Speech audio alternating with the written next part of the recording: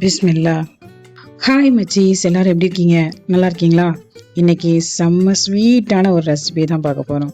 குண்டு குண்டு குலோப் ஜாமுன். தீபாவளி அப்போ தான் இந்த குலோப் ஜாமுன் மிக்ஸ்லாம் கிடைக்கும். ஆனால் நம்மளுக்கு குலோப் ஜாமுன் சாப்பிடணும்னு தோணும் போது நம்ம செஞ்சு சாப்பிட்ற மாதிரி ஒரு சிம்பிளான ஒரு ரெசிபி பார்க்கலாமா?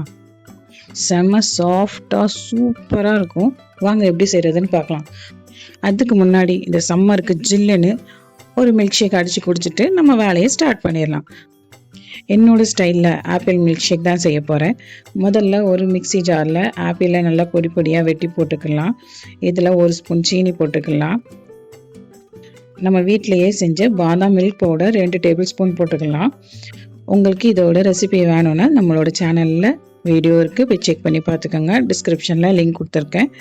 இப்போ இதில் நல்லா காய்ச்சி ஃப்ரிட்ஜில் வச்சு கட்டியாக இருக்கிற பால் இதில் சேர்த்துக்கலாம். இப்போ இதை நல்லா அரைச்சி எடுத்துகிட்டு வந்துடலாம். அரைச்சி எடுத்துகிட்டு வந்தாச்சு. ஆப்பிளும் அந்த பாதாம் மில்க் பவுடரும் சேர்ந்து சூப்பரான நம்மளுக்கு பாதாம் ஆப்பிள் மில்க் ஷேக் ரெடி ஆயிடுச்சு.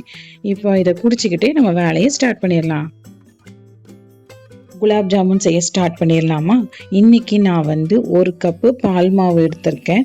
எந்த கம்பெனி பால் மாவுனாலும் பரவாயில்ல. 1 கப்பு பால் மாவுக்கு 1 டேபிள் ஸ்பூன் மைதா மாவு சேர்த்துக்கலாம். கொஞ்சம் ஒரு பிஞ்ச் உப்பு போட்டுக்கலாம். 1/4 டீஸ்பூன் பேக்கிங் பவுடர் சேர்த்துக்கலாம். இது எல்லாத்தையும் நல்லா மிக்ஸ் பண்ணிடலாம். இது ஃபுல்லாமே பால் மாவு தான், அதனால ரொம்ப தண்ணி ஊற்றக்கூடாது. ஒரு 2 டேபிள் ஸ்பூன் தண்ணி ஊற்றி பிசைஞ்சிக்கோங்க. தண்ணி போதுமான்னு பார்த்துக்கிட்டு கொஞ்சமாக தண்ணி சேர்த்து பிசைச்சிக்கோங்க. இல்லாட்டி உங்களுக்கு தண்ணி கொஞ்சம் கூடிடுச்சுன்னா உங்களுக்கு பிசு பிசுன்னு ஆயிரும். அப்படிங்கும்போது உங்களுக்கு கூட கொஞ்சம் பால் மாவு சேர்க்க வேண்டியதாயிரும். அதனால் கொஞ்சமாக தண்ணி ஊற்றி பிசைஞ்சிக்கோங்க. மாவு மைதா மாவு கிடையாது, இது வெறும் பால் மாவு தான். அதனால் உங்களுக்கு லேசாக பரட்டுனாலே பிசு பிசுன்னு ஆயிரும். மாவு நல்லா பிசைஞ்சிட்டு ஒரு 5 நிமிஷம் விட்டுட்டிங்கன்னா உங்களுக்கு கொஞ்சம் கட்டியாயிரும். கொஞ்சம் கட்டியானதுக்கப்புறமா நீங்கள் உருண்டை போட ஸ்டார்ட் பண்ணிடலாம். இப்போ நம்ம இதை உருண்டை பிடிச்சிக்கலாம். நான் குட்டி குட்டி உருண்டை தான் பிடிச்சிருக்கேன். குட்டி குட்டி உருண்டையாக போடும் போது நம்மளுக்கு உள்ள வரையும் நல்லா வெந்து உங்களுக்கு குலாப் ஜாமுன் சூப்பராக கிடைக்கும். அதனால தான் நான் குட்டி குட்டி பால்ஸாக போட்டிருக்கேன். இப்போ எல்லாத்தையும் உருண்டை போட்டு வச்சாச்சு. வாங்க இதுக்கு பாகு ஃபஸ்ட்டு காய்ச்சிக்கலாம். எப்போவுமே குலாப் ஜாமுன் பாகு காய்ச்சிட்டு தான் பொரிக்க ஆரம்பிக்கணும். பொரித்து உடனே அந்த பாகில் தூக்கி போட்டுடணும். அப்போ தான் நல்லா ஊறும்.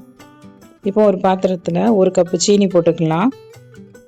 1 கப்பு சீனிக்கு 1.5 கப்பு தண்ணி ஊற்றிக்கலாம். அடுப்பில் வச்சு நல்லா காய்ச்சிக்கலாம்.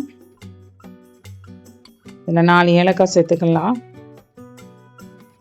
கொஞ்சமாக ரோஸ் எசன்ஸ் ஊற்றிக்கலாம். உங்கள்கிட்ட குங்குமப்பூ இருந்தால் அதை சேர்த்துக்கோங்க, சூப்பராக இருக்கும். ஒரு 5லேருந்து 6 நிமிஷம் கொதிச்சா போதும். நம்மளுக்கு சூப்பராக குலாப் ஜாமுன் சிரப் ரெடி ஆயிரும். பாகு ரெடி ஆகணுன்னே நம்ம குலாப் ஜாமுன் எல்லாத்தையும் எண்ணெயில் நல்லா பொரிச்சு எடுத்துடலாம். எண்ணெய் லேஸ் சூடாக இருக்கும் போது நம்ம குலாப் ஜாமுன் போட ஆரம்பிச்சிடலாம். ரொம்ப சூடாயிடுச்சுன்னா எல்லாமே கருகிரும், உள்ளே வேகாது. அதனால் தீயை ஆன் பண்ணிவிட்டு எண்ணெயை ஊற்றி கொஞ்சம் சூடாக ஆரம்பித்தோடனே நம்ம அந்த உருண்டைகள் எல்லாத்தையும் நம்ம எண்ணெயில் போட்டு மெதுவாக பொரிக்க ஆரம்பிச்சிடலாம். கொஞ்சம் கொஞ்சமாக லைட்டாக கரண்டி வச்சு இப்படி லேசாக எடுத்து விடணும். எடுத்து விட அப்படியே நம்மளோட குலாப் ஜாமுன் நல்லா பொரிஞ்சு பெருசாக ஆயிரும். நல்லா உருண்டைகள் எல்லாம் பொரிஞ்சிட்டு இந்த மாதிரி கொஞ்சம் லைட் கலராக இருக்கும் போதே எடுத்துருங்க, ரொம்ப கருக விடாதீங்க. இப்போ இதை எல்லாத்தையும் எடுத்து நம்மளோட பாகில் போட்டுடலாம். இந்த குலாப் ஜாமுனை 2 மணி நேரம் ஊற விட்டுடலாம். ஊறினா தான் நல்லாயிருக்கும், சாஃப்டாக சாப்பிட்றதுக்கு டேஸ்ட்டாக இருக்கும். சீக்கிரமாக ஊறிடணும் அப்படின்னு சொல்லிட்டு நீங்கள் அடுப்பை ஆன் பண்ணி கொஞ்சம் கொதிக்க வச்சிங்க அப்படின்னா எல்லாமே கரைஞ்சி போயிடும். அதனால் கொஞ்சம் வெயிட் பண்ணி தான் அந்த குலாப் ஜாமுனை நம்ம சாப்பிட்ணும். செய்கிறது கூட சீக்கிரமாக செஞ்சு முடிச்சிடலாம். ஆனால் அந்த குலாப் ஜாமுன் ஊறி அந்த டேஸ்ட்டு பார்க்கறதுக்கு நம்ம வெயிட் பண்ணுறது தான் ரொம்ப கஷ்டமாக இருந்துச்சு. நம்மளோட குலாப் ஜாமுன் சூப்பராக ரெடி ஆயிடுச்சு. இப்போ அதை டேஸ்ட்டு பார்க்கலாமா? பாருங்களேன், செம சாஃப்டாக உள்ள வரையும் ஜீரா ஊறி சூப்பராக இருக்குது. நீங்களும் இதை மாதிரி செஞ்சு பாருங்கள், கண்டிப்பாக உங்களுக்கு பிடிக்கும். செஞ்சு சாப்பிட்டுட்டு மறக்காமல் எப்படி இருந்துச்சுன்னு கமெண்ட்டில் சொல்லிட்டு போங்க.